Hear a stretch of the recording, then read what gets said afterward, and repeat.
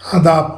किताबें बोलती हैं कि सिलसिले में एक शायर और उनकी 5 किताबों का तारुफ लेकर आपका मेज़बान रज़ा सिद्दीकी आपकी खिदमत में हाजिर है। और आज के शायर हैं अफ़ज़ाल नवीद और उनकी किताबें हैं अफलाक लिए फिरता हूँ, समंदर बात करता है, आवाज़ उतरती है, दरवाज़े कुछ और भी, और उनकी नई किताब मुझ पर वजूद आया हुआ। ये 5 किताबें एक ही पब्लिशर ने शाया की हैं। इससे पहले उनकी एक किताब शाया हुई थी तेरे शहर वसाल में। इस किताब पर हमने अपना बोलता कालम रज़ा सिद्दीकी का बोलता कालम किया था, इसलिए आज हम इस किताब को इस तारुफ में शामिल नहीं कर रहे।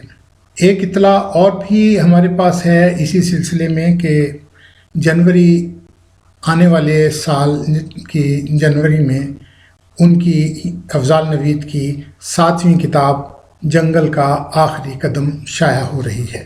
आइए अफ़ज़ाल नवीद का थोड़ा सा तारुफ करा दें। अफ़ज़ाल नवीद चिन्योट में पैदा हुए, गवर्नमेंट कॉलेज लाहौर से इंटरमीडिएट किया, पंजाब यूनिवर्सिटी से केमिकल इंजीनियरिंग की डिग्री हासिल की, पाकिस्तान में बसिलसिला मुलाजमत रफ़ान मीज़ प्रोडक्ट्स में बतौर इंजीनियर काम किया। इसके बाद कनाडा चले गए, जहां कंप्यूटर प्रोग्रामिंग के इम्तहानात पास करके मुख्तलिफ़ कंपनियों में काम करते रहे। इस वक्त किया मोटर्स के हेड ऑफिस में सीनियर प्रोग्राम डेवलपर के तौर पर अपने फ़राइज़ सरअंजाम दे रहे हैं। गज़ल एक ऐसा वसी और घना जंगल है जिसमें सब दरख्त एक जैसे लगते हैं, लेकिन शेर से लगाव रखने वालों को इस जंगल की तारीख़ का पता है कि कभी कभी कुछ दरख्त अपने कद और फैलाव की बिना पर ख़ुद को नुमायाँ करने में कामयाब रहे हैं। अफ़ज़ाल नवीद ऐसे ही दरख्तों में से एक है। वो उन शायरों में शामिल है जो अपनी गज़ल की चिलमन के पीछे भी साफ नज़र आते हैं। तह बतह माजी को आगे से हटाता जाऊं, ताज़ा दम ऐसा मैं हो जाऊं कि पिछला न लगे। अफ़ज़ाल नवीद शायरी में इस असूल के कायल हैं कि नई शेरियात की उन हदूद की दरियाफ्त में अपने जोहर का इजहार करें जो अब तक नायाफ्त थीं। किसी लफ्ज़, मिसरे या शेर पर किसी और का गुमान हो, ऐसा मुमकिन ना हो। क्या अफ़ज़ाल नवीद मुश्किल पसंद शायर है? इस अमर का इजहार उनके पहले 5 मजमूओं तेरे शहर विसाल में, अफलाक लिए फिरता हूँ, समंदर बात करता है, आवाज़ उतरती है, दरवाज़े थे कुछ और भी। इस पर लिखने वालों ने कहा कि अफ़ज़ाल नवीद मुश्किल पसंद शायर है। ज़ाती तौर पर हमें उनकी शायरी में मुश्किल पसंदी का वो मफ़हूम नज़र नहीं आता जो फैज़ अहमद फैज़ और मजीद अमजद के यहाँ नज़र आता है। हमारा ये भी मानना है कि शायर को शायरी को शायर से जुदा करके देखना ऐसा ही है जैसे इंसान उलझी हुई डोर का सिरा सुलझाते हुए और उलझता जाए। हर शायर अपनी ज़ात के हवाले से एक ख़ास तशख़्ख़ुस रखता है। वो रिवायत के साथ पैवस्ता भी होता है, लेकिन अपनी ज़ात, अपनी सोच और अपनी फ़िक्र के हवाले से अपना तशख़्ख़ुस भी मुतय्यन कर रहा होता है। इसी सोच और फ़िक्र की पगडंडी पर चलता हुआ वो अपना मुनफरद मगर सीधा रास्ता तलाश कर लेता है। असलूब साहिब असलूब के बातिन का आईना होता है, लेकिन हम जब असलूब को शख्स का आईना कहते हैं तो उससे मुराद उसका सिर्फ खारजी रूप नहीं होता, तबासात ज़ाती और उसका माहौल भी उसके हमरा होता है। इसलिए किसी शायर की शायरी को उसकी ज़ात से जुदा करके नहीं देखा जा सकता। अफ़ज़ाल नवीद की इमेजरी का ये अपना ही रंगो रूप है जो उनकी शायरी में नज़र आता है। अदबी इजहार में बुनियादी हवाला पूरी इंसानी ज़ात और तर्ज़ एहसास है। रोमानवियत का तसव्वुर एक मानी में तब्दीली के इम्कानात पर कायम है। आलम फितरत में एक इर्तकाई अमल जारी है। रूह तख्लीक खूब से खूब तर صورت اختیار کرتی رہتی ہے۔ عصری شعور و آگہی افضال نوید کی شاعری میں موزن نظر آتا ہے۔ اسی آگہی اور ادراک نے اس سے جن کیفیات کا اظہار کرایا ہے وہ میری اس بات کی تصدیق کرتا ہے کہ شاعری اور تشخص ذات کو علیحدہ کر کے دیکھنے سے شاعر کی انفرادیت کا پتہ نہیں چلتا۔ روایت پسندی کی فرسودگی سے بچ کر تازہ ہوا کا ایک جھونکا بن کر افضال نوید کی شاعری قدیم حیت میں نظم ہونے اور شعریات کی قدیم روایات کی پابندی کے باوجود اپنے موضوعات کے اعتبار سے ایک نئی سمت کی طرف اشارہ کرتی ہے۔ ظفر اقبال افضال نوید کی شاعری پر تبصرہ کرتے ہوئے کہتے ہیں کہ یوں لگتا ہے جدید غزل میں وہ اپنا مقام ساتھ لے کر آیا ہے۔ اس کی غزل کھمبی کی طرح غیر محسوس طور پر نہیں پھوٹتی بلکہ ایک زور و شوردار چشمے کی طرح اپنی نمو کا بلند آہنگ اعلان خود کرتی ہے۔ افضال نوید نے یہ سارے گل پھول مروج زبان میں ہی کھلائے ہیں اور اس پر عدم اطمینان کا اظہار کرتے ہوئے زبان کے ساتھ ساتھ کہیں معمولی آزادیاں بھی لی ہیں اور بعض الفاظ کو غیر معمولی اسلوب میں استعمال کیا ہے۔ افضال نوید کی شعری فضا دھیمے دھیمے سروں پر رقص کرتا وہ نغمہ ہے جو رومانیت کے تصور کے امکانات پر قائم ہے۔ زبان و بیان کا شعری اسلوب میں استعمال ایک نئے پن کا احساس دلاتا ہے۔ شعری زبان اور اس کے استعمال کے حوالے سے انفرادی اختلاف اور اطراف کے بے پناہ امکانات تک اس کی رسائی اسے غزل کے ارتقائی دھارے سے وابستہ کیے ہوئے ہے۔ آئیے اب کچھ ان کی جو کتابیں ہیں ان کے انفرادی حوالے سے کچھ اس کا تعارف آپ سے کروا دیتے ہیں۔ ان کی کتاب ہے افلاک لیے پھرتا ہوں۔ یہ کتاب 2013 میں شائع ہوئی۔ اس کی قیمت 500 روپے ہے۔ اسے بک ہوم لاہور نے شائع کیا۔ اس کے بارے میں زاہد مسعود کہتے ہیں افضال نوید نے غزل کو جو تازگی عطا کی ہے اسے صرف محسوس کیا جا سکتا ہے، اجزاء پر بات کرنا وقت کا ضیاع ہے۔ وہ روایت سے وابستہ رہتے ہوئے اپنی بات کو نئے طریقے سے کہنے کا ہنر جانتا ہے۔ یہ ہنر اس نے سیکھا کم اور نبھایا زیادہ ہے۔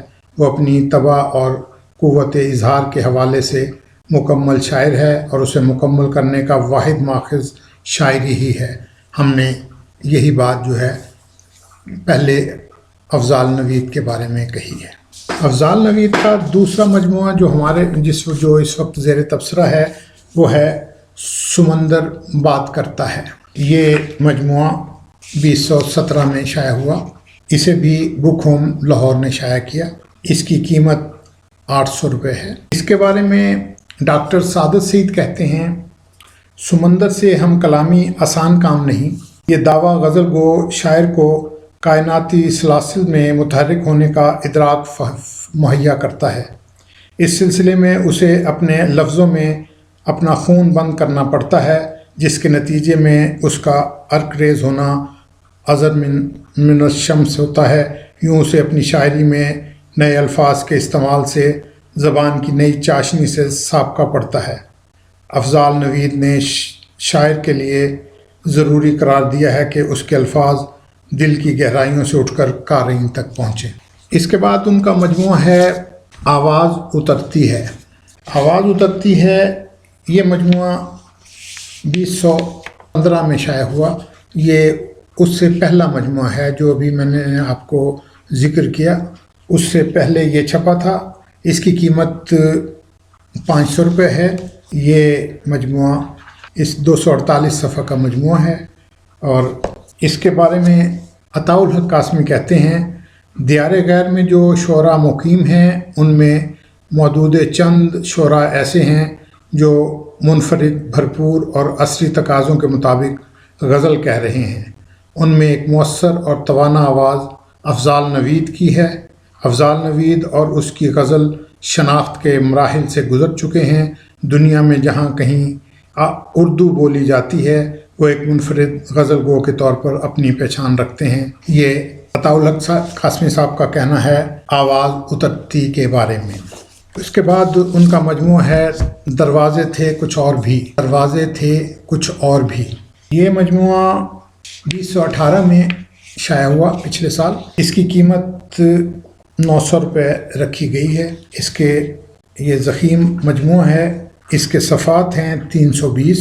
اس میں کاشف نعمانی کہتے ہیں ایک عام ادبی محاورے کے مطابق افضال نوید شاعروں کا شاعر ہے، اس میں قصور اس کا نہیں، اس کی افتاد طبع کا ہے کہ اس نے قبولیت عام کی آسان اور ہمراہ شاہراہ کو چھوڑ کر ایک سنگلاخ اور ناہموار راستے کا انتخاب کیا، بلکہ حقیقت یہ ہے کہ اس راستے نے افضال نوید کا انتخاب کیا۔ افضال نوید کا کمال یہ ہے کہ اس نے اس انتخاب کو درست ثابت کر دکھایا اور منزلوں پر منزلیں مارتا چلا جاتا ہے۔ اسے جس بنجر زمین میں حرف و بانی کی کاشت کا جاں گزل فریضہ سونپا گیا، وہاں اب خون جگر کی آبیاری کے نتیجے میں گلہائے رنگ کی فصل تازہ لہلہاتی نظر آتی ہے۔ یہ دروازے تھے کچھ اور بھی کے بارے میں کاشف نعمانی کا لکھنا ہے۔ اور اب ہم آتے ہیں مجھ پر وجود آیا ہوا۔ یہ اس سال چھپنے والی، جنوری میں چھپنے والی افضال نوید کی نئی کتاب ہے۔ ہماری اطلاع کے مطابق جنوری کے مہینے کا ہی انتخاب انہوں نے اپنی اگلی کتاب کے لیے بھی کیا ہے۔ یہ کتاب بھی ضخیم کتاب ہے، ضخیم مجموعہ ہے۔ یہ پچھلے مجموعے سے تقریباً 100 صفحات زیادہ ہیں۔ یہ 416 صفحات پر مشتمل ہے۔ یہ جنوری 19 میں، جیسا کہ میں نے آپ کو بتایا، اسی سال کی جنوری میں یہ کتاب شائع ہوئی ہے۔ اس کی قیمت 1200 روپے مقرر کی گئی ہے۔ اسے بھی بک ہوم لاہور نے شائع کیا ہے۔ اس کے بارے میں نذیر کیسر صاحب کا کہنا ہے بڑا شاعر کون ہوتا ہے جو ایک چھوٹے بچے کی طرح ٹہنی پر کھلتے پھول کو بھی چھو لیتا ہے اور موم بتی کی لو کو بھی پکڑ لیتا ہے۔ روشنی کا یہ الاؤ اور رنگ و بو کا یہی بہاؤ شاعری ہے۔ اس میں شاعر کہاں کھڑا ہے یہ ہر شاعر نے خود فیصلہ کرنا ہوتا ہے، اور افضال نوید نے یہ فیصلہ کر لیا ہے۔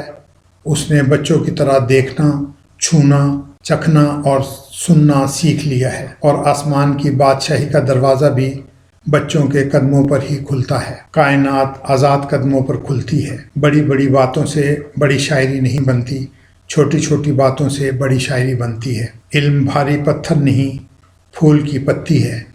جو علم آدمی کو آزاد نہیں کرتا وہ گلے کا طوق اور پاؤں کی زنجیر ہے۔ افضال نوید کی شاعری ہمیں آزاد کرتی ہے کیونکہ اس نے آزادی سے شاعری کی آسمان کے سامنے کھڑے ہو کر گہرا سانس لیا ہے۔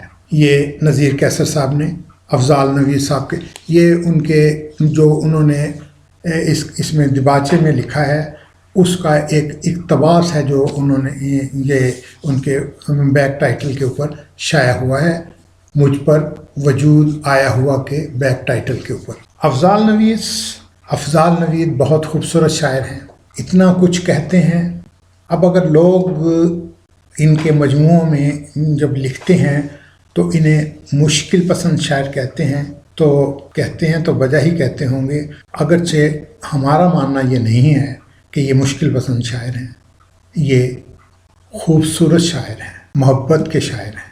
انہوں نے بہت خوبصورت شاعری کی ہے۔ ان کے باشر زبان زدعام ہیں، یہ جب پڑھتے ہیں تو ان کی شاعری ان کی زبان سے سنی جائے۔ مجھے اصل میں مشکل پسند اس لیے نہیں رکھتے کہ فیض احمد فیض، مجید امجد کی شاعری جب لوگ پڑھتے ہیں تو کہتے ہیں کہ یہ مشکل پسند شاعر ہیں، لیکن جب ان کی زبان سے اس کو ہم نے سنا تو وہ ہمیں مشکل پسند نہیں لگتے۔